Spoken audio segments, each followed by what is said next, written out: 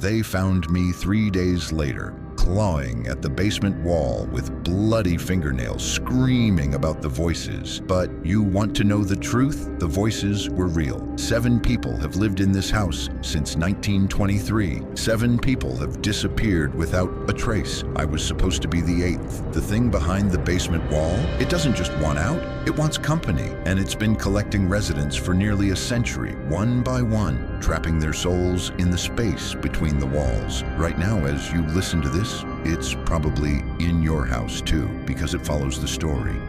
It follows anyone who hears about what happened to me. So whatever you do, don't go into your basement tonight. Don't listen for the breathing. And if you hear 3 knocks on your wall at exactly 3:17 a.m., run. Sarah Chen had never wanted to inherit a house, especially not one that came with its own ghost stories. But when her great-aunt Margaret passed away at 93, leaving behind nothing but debts and a crumbling farmhouse in rural Minnesota, Sarah found herself the reluctant owner of 40 acres and a century of family secrets. The locals called it the Whitmore place, though the Whitmores had been gone for 50 years. It sat at the end of a gravel road that turned to mud every spring, surrounded by dying cornfields and memories that refused to fade. Sarah had visited once as a child and remembered the way the house seemed to watch her, its windows like hollow eyes tracking her movement across the yard. Now, standing in the overgrown driveway with boxes of her city life packed in her sedan, she wondered what the hell she was doing. The real estate market in Minneapolis had crashed her graphic design business. Her lease was up. Her savings were gone. This house, with its peeling paint and sagging porch, was literally her last option. The key stuck in the front door lock, protesting decades of disuse. When it finally turned, the door swung open with a groan that seemed to echo through the empty rooms beyond. The smell hit her immediately. Musty wood, old wallpaper, and something else. Something sweet and cloying, like flowers left too long in water. Sarah stepped inside, her footsteps echoing on warped hardwood floors. Dust motes danced in the afternoon light, filtering through dirty windows. The furniture was still there. Heavy Victorian pieces that belonged in a museum, their surfaces covered with white sheets like ghosts waiting to be awakened. She found the electrical box in the kitchen and was surprised when the lights actually worked. The water ran rust-colored for several minutes before clearing. The furnace in the basement rumbled to life when she flipped the switch, filling the house with the smell of burning dust and memories. It wasn't until her 3rd night in the house that Sarah heard the breathing. She'd been lying in bed, the old farmhouse creaking around her like a ship in a storm, when she noticed it. A rhythmic sound, soft but persistent, coming from somewhere below. At first, she thought it was the furnace, but the heating had clicked off an hour ago. The sound was different, organic, like lungs filling and emptying in the darkness. Sarah grabbed her phone's flashlight and crept downstairs. The sound grew stronger as she approached the basement door. She'd avoided the basement since moving in, something about it making her skin crawl. But now, standing at the top of the wooden steps, she realized the breathing was coming from down there. The basement was a maze of stone walls and low ceilings, divided into rooms by doors that looked far older than the house itself. Her flashlight beam danced across storage shelves lined with canning jars, their contents long since spoiled. In the far corner, behind the massive oil furnace, was a small door she hadn't noticed before. The breathing was definitely coming from behind that door. Sarah approached slowly, her bare feet silent on the cold concrete floor. The door was maybe 4 feet high, painted green decades ago, the color now flaked and faded. There was no handle, just a simple latch that looked like it hadn't been opened in years. She pressed her ear to the wood. The breathing continued, slow and steady, like someone sleeping just on the other side. Her hand moved to the latch almost without conscious thought. The metal was warm under her fingers. That's when she noticed the scratches, thin lines carved into the wood around the door frame, too deliberate to be random damage. They looked almost like tallies, as if someone had been counting something. Days, maybe, or years. Sarah pulled her hand back and stepped away from the door. The breathing stopped. In the sudden silence, she could hear her own heart hammering in her chest. She backed toward the stairs, her flashlight beam wavering. As she reached the bottom step, she heard something else. A soft scraping sound, like fingernails against wood. She ran up the stairs and slammed the basement door behind her, turning the lock with shaking fingers. But even through the thick wood, she could still hear it. The scraping continued for another minute, then stopped as abruptly as it had begun. Sarah didn't sleep that night. She sat at the kitchen table with her laptop, researching the history of the house. What she found made her blood run cold. The Whitmore Farmhouse had been built in 1923 on the foundation of an older structure, a private sanatorium that had burned down under mysterious circumstances. 7 patients and 2 staff members had died in the fire. Their bodies never recovered from the basement levels. The official cause was ruled electrical, but local newspapers from the time hinted at something more sinister. Patient disappearances had been reported for months before the fire. Families claimed their loved ones had simply vanished from locked rooms, leaving behind only scratched walls and the smell of earth. The sanatorium's director, Dr. Edmund Blackwood, had insisted the patients were delusional, that their episodes were symptoms of their mental conditions. But Dr. Blackwood had disappeared the night of the fire. His body was never found. The next entry made Sarah's stomach drop. In 1987, a family of 4 had lived in the house for exactly 3 months before abandoning it in the middle of the night. The police report mentioned unusual disturbances and structural concerns in the basement level. No details were provided, but neighbors reported seeing the family flee with only the clothes on their backs. 2 years later, an elderly man named Henry Polk had moved in alone. He lasted 6 weeks. His diary, found after his death, contained increasingly frantic entries about voices in the walls and something trying to get out. His final entry, written the night before he died of an apparent heart attack, consisted of a single line repeated 17 times. They're counting down. Sarah closed the laptop and stared at the basement door. The house was silent now, but she could feel something watching her from below, waiting. She made it through the next 2 days by staying out of the house as much as possible, driving into town for supplies and working on her laptop at the local coffee shop. But eventually she had to come home. And when she did, the breathing had returned. This time, it wasn't coming from behind the small door. It was coming from inside the walls.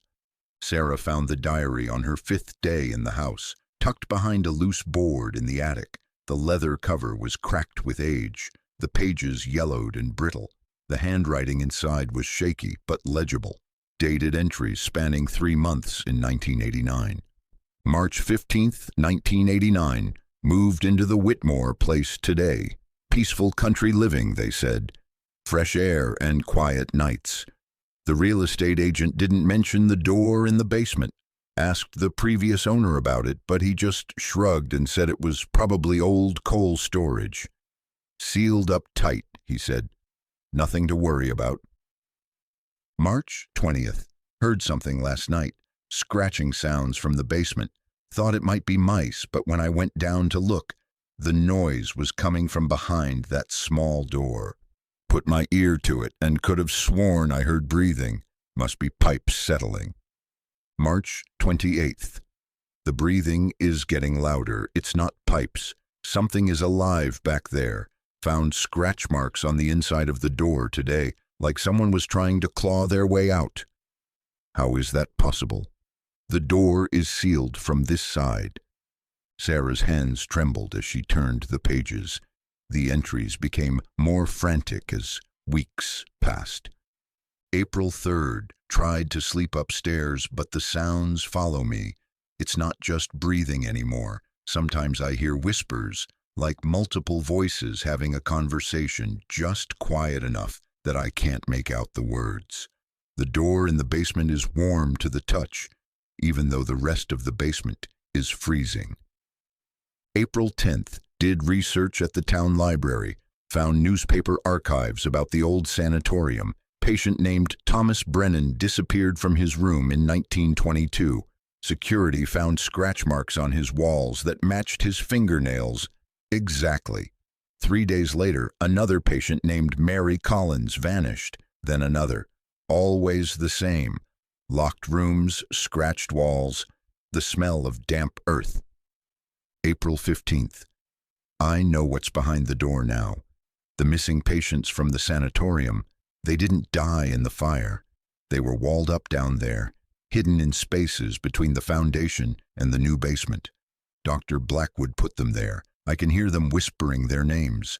Thomas, Mary, Samuel, Helena, Charles, Rebecca, David. 7 voices, just like the 7 patients who disappeared. April 22nd. They know I can hear them. The whispering has changed. Now they're saying my name. Henry, they call. Henry, let us out. We've been waiting so long. The door is getting warmer. Sometimes it pulses like a heartbeat. They showed me how to open the door. It's not locked from this side. It's locked from theirs. They've been holding it shut, keeping themselves contained. But they're tired now. So tired of waiting. They want me to help them. They want me to join them. I can see them in my dreams now, pressed against the other side of the door. Their faces are pale and their eyes are dark, and they reach for me with fingers that never stop scratching. I understand now why the other families left. I understand why Dr. Blackwood disappeared. Some doors are meant to stay closed. But I'm so lonely here, and their voices are so kind. Tonight, I'm going to let them out. The diary ended there. Sarah sat in the dusty attic, her mind racing. Henry Polk had died of a heart attack, found 3 days later by a neighbor who noticed his mail piling up. But what if it hadn't been a heart attack? What if he'd opened that door? A sound from below made her look up. The breathing had returned, but now it was different. Faster, more excited. They knew she'd found the diary. Sarah climbed down from the attic and stood in the hallway, listening. The breathing seemed to be coming from everywhere at once. The walls, the floor, the ceiling, the house itself was breathing around her. She walked to the basement door and pressed her ear against it. The sound was definitely stronger down there. But there was something else now, a rhythmic tapping like Morse code. 3 short taps, 3 long, 3 short, SOS. Sarah jerked back from the door. The tapping continued, getting faster and more insistent. Other sounds joined it, scratching, whispering, what sounded like multiple sets of fingernails dragging across wood. Then, clear as day, she heard her name, Sarah. The voice was soft, almost gentle, a woman's voice. Sarah, we know you found Henry's diary. We know you understand now. More voices joined in, a chorus of whispers that seemed to come from inside the walls themselves. We've been waiting so long, Sarah. So cold down here, so dark. Please, Sarah, we just want to come upstairs. We just want to see the sun again. Sarah backed away from the door, her heart racing. She grabbed her car keys from the kitchen counter and ran outside, not stopping until she reached her car. Her hands shook so badly she could barely get the key in the ignition. She drove to the town library and spent the rest of the day researching everything she could find about the sanatorium and Dr. Blackwood. What she discovered painted a picture of systematic abuse and medical experimentation that went far beyond what the newspapers had reported.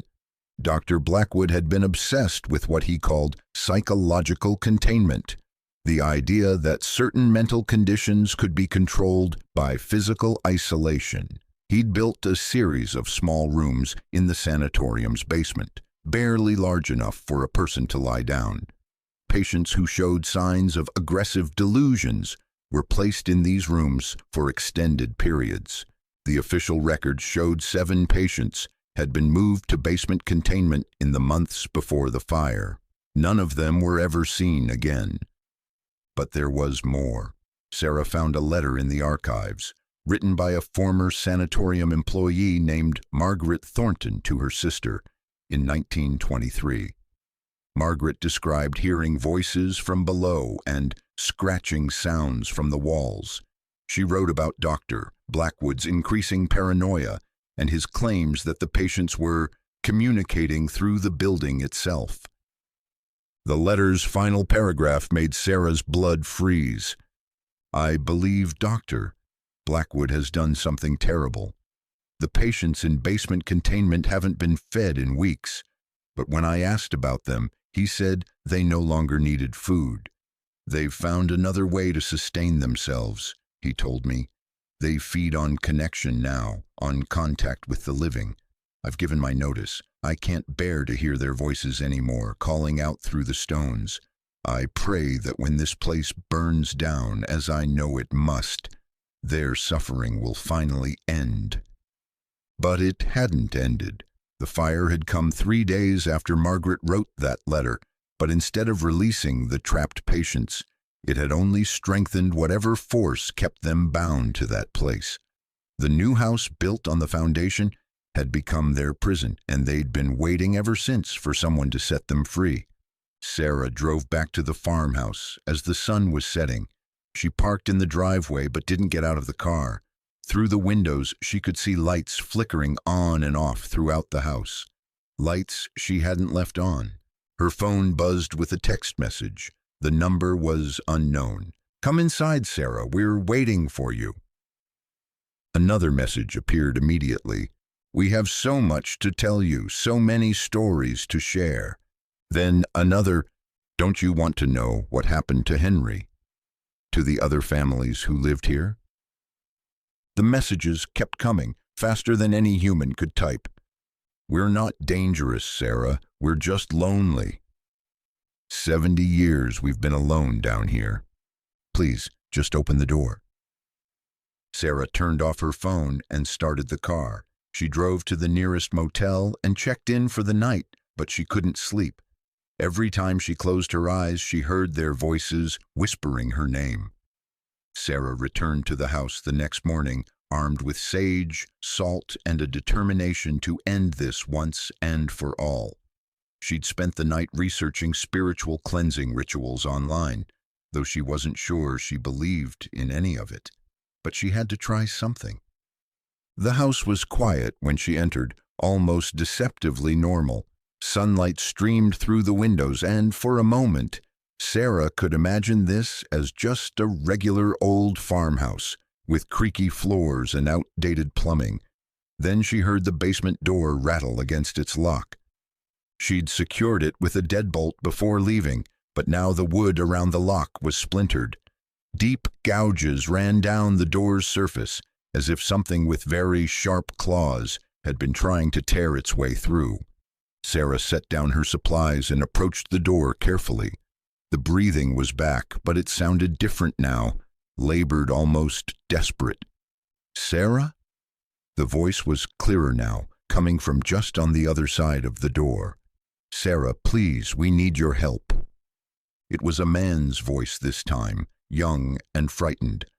"The door is getting weaker. We can feel it giving way, but if it breaks, if we come through by force, we won't be able to control ourselves. We'll hurt you. We don't want to hurt you." More voices joined in, overlapping. "We just want to be free, to see the sky again, to feel warm. Please, Sarah, you're our only hope." Sarah pressed her back against the kitchen wall, trying to think. According to everything she'd read, the patients trapped down there had been driven insane by their confinement. Even if they'd started out as human beings, 70 years of imprisonment had turned them into something else, something hungry. But their voices sounded so human. so desperate. "What do you want from me?" she called out. "Just open the door," came the immediate response. "We'll do the rest." "What happens to me if I do?" Silence. Then quietly, "You can come with us, Sarah. You'll never be alone again, never be afraid, never feel pain." "You'll die," she translated. "Not die," the voice corrected. "Transform, become part of something larger. We're a family now, Sarah. We take care of each other." Sarah shook her head. "I've read Henry's diary. I know what happened to him." "Henry was old," another voice said. "His heart couldn't take the transition. But you're young, strong, you'll adapt." The basement door shuddered in its frame. Whatever was holding it shut was weakening. Sarah grabbed her cell phone and called the one person she thought might have answers, the realtor who'd handled the property transfer after her great-aunt's death. "Sandra, this is Sarah Chen. I need to know everything you can tell me about the Whitmore house. Everything the family didn't want in the official records." Sandra Morrison sighed on the other end of the line. "I was wondering when you'd call. Your Aunt Margaret left instructions. If you stayed in the house more than a week, I was supposed to give you this number." She rattled off a phone number with an area code Sarah didn't recognize. "That's Father Martinez. He's dealt with the house before. Call him now, Sarah. Don't wait." The line went dead. Sarah dialed the number with shaking fingers. "Father Martinez." The voice was elderly but strong, with a slight Spanish accent. "This is Sarah Chen. I'm living in the Whitmore Farmhouse, and I think I need help." "Are they talking to you yet?" he asked without preamble. "Yes." "Have you opened the door?" "No, but it's getting weaker. I can see cracks in the wood." "Good girl. Listen carefully. I'm 2 hours away, but I'm leaving now. Whatever they promise you, don't believe them.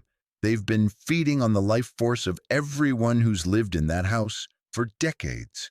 That's how they've survived so long. They're not human anymore, Sarah. They're something else. Something hungry." The basement door splintered with a crack like thunder. Sarah could see pale fingers pushing through the gaps in the wood. "Father, they're getting out." "Run, child. Get out of the house now. I'll meet you at the church in town, St. Mary's on Elm Street. Don't go back to that house alone."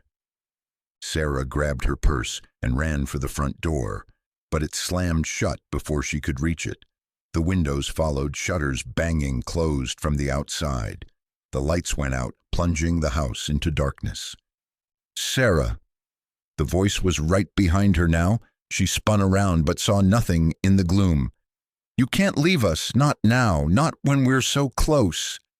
Cold air brushed against her neck. She could smell earth and decay and something else. The sweet scent of flowers left too long in stagnant water. "We've been so patient, Sarah, so good. We waited for you to find the diary, waited for you to understand. We could have taken you that first night, but we wanted you to choose. We wanted you to come willingly." Sarah fumbled for her phone's flashlight. The beam revealed the living room, empty except for the sheet-covered furniture. But the sheets were moving now, rippling as if something was moving underneath them. "But now we're tired of waiting," the voice continued, "and you've disappointed us, so we'll take what we need by force." One of the sheets fell away, revealing not furniture but a tall, gaunt figure in a hospital gown. Its skin was pale as paper, and its eyes were dark holes in a face that might once have been human. When it smiled, its teeth were yellow and far too sharp. "Hello, Sarah," it said in Thomas Brennan's voice. "We've been dying to meet you." More figures emerged from behind the other sheets. Men and women in old-fashioned clothes, their faces drawn and hungry. They moved with jerky, unnatural movements like marionettes controlled by an amateur puppeteer. Sarah ran for the stairs, but her feet were suddenly too heavy to lift. She looked down and saw pale hands emerging from the floorboards, grasping her ankles with fingers that felt like ice. "Don't fight it," one of the figures said gently. "It only hurts for a moment, then you'll be one of us. Forever." The hands pulled her down, and Sarah felt herself sinking into the floor as if it were made of quicksand. The floorboards rippled like water around her legs, then her waist, then her chest. Just as the wooden surface reached her chin, the front door exploded inward. A figure in black robes burst through, holding a silver cross that blazed with white light. The creatures shrieked and fell back, covering their faces. "In nomine Patris et Filii et Spiritus Sancti," Father Martinez shouted, his voice echoing through the house. The floorboards solidified, and Sarah found herself lying on solid wood again, gasping for breath. The priest grabbed her arm and hauled her to her feet. "We need to get to the basement now." "Are you insane? That's where they came from. And that's where we need to seal them." He pressed a small silver pendant into her hand. "This will protect you, but only for a few minutes. We need to re-bless the containment before they break free completely." The creatures had recovered from the initial shock of the cross and were advancing again, their movements more coordinated now. Sarah could see others emerging from the walls, figures in hospital gowns and doctor's coats, their faces twisted with decades of rage and hunger. "Sarah," Dr. Blackwood's voice echoed from everywhere at once. "You've made this much more difficult than it needed to be. But don't worry, after we deal with your friend here, we'll have all the time in the world to get acquainted." Father Martinez grabbed Sarah's hand and pulled her toward the basement door. The creatures followed, but they couldn't get within 10 feet of the priest's cross. The silver pendant around Sarah's neck grew warm against her skin. The basement door hung in splinters. Beyond it, the stairs led down into absolute darkness. Sarah could hear things moving down there. Lots of things. "Father, I don't think this is going to work." "It has to." He handed her a second cross, smaller than his, but just as bright. The original containment was built with blessed silver and salt. It's still down there, but the blessing has faded over time. We need to renew it. They descended into the basement, their crosses casting dancing shadows on the stone walls. The small door behind the furnace was completely gone now, revealing a dark opening that seemed to swallow their light. But it wasn't empty anymore. Sarah could see movement in the darkness, shapes that might once have been human but had been twisted by decades of hunger and rage. "Stay close," Father Martinez whispered, "and whatever happens, don't let go of the cross." They approached the opening. The priest began chanting in Latin, his voice steady despite the terror in his eyes.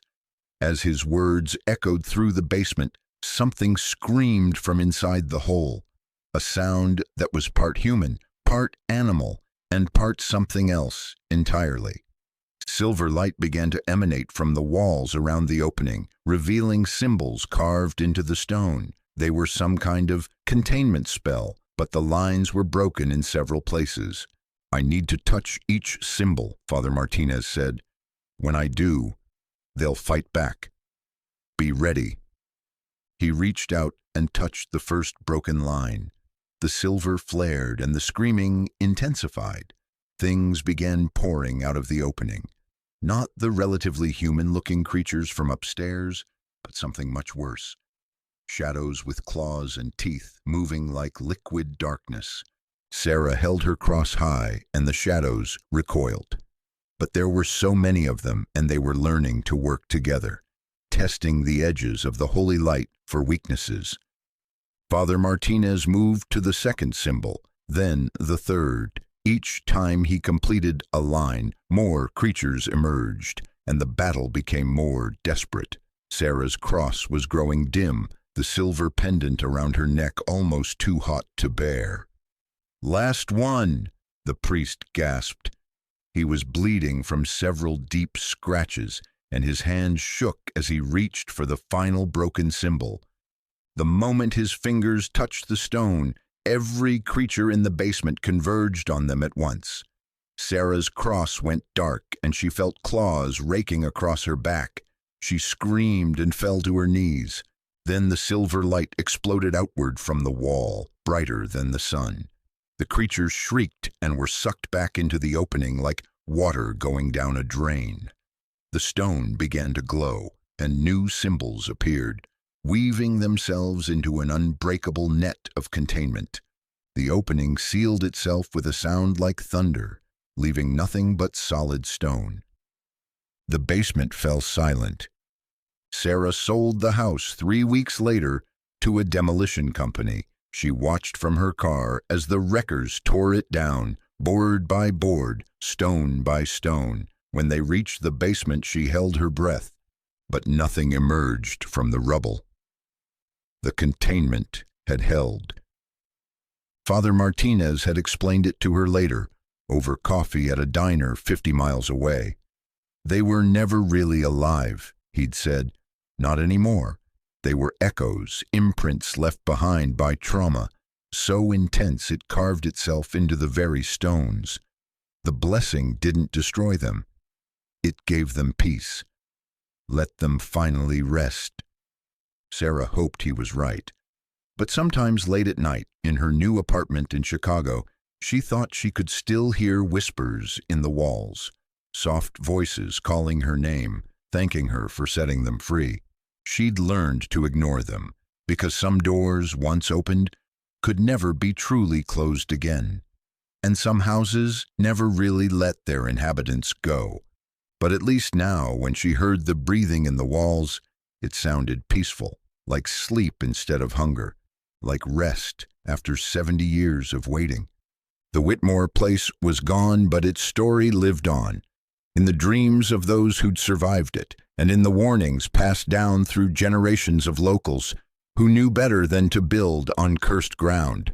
Some stories, after all, were meant to be remembered, even the dark ones, especially the dark ones, because forgetting the past only guaranteed it would happen again. The end.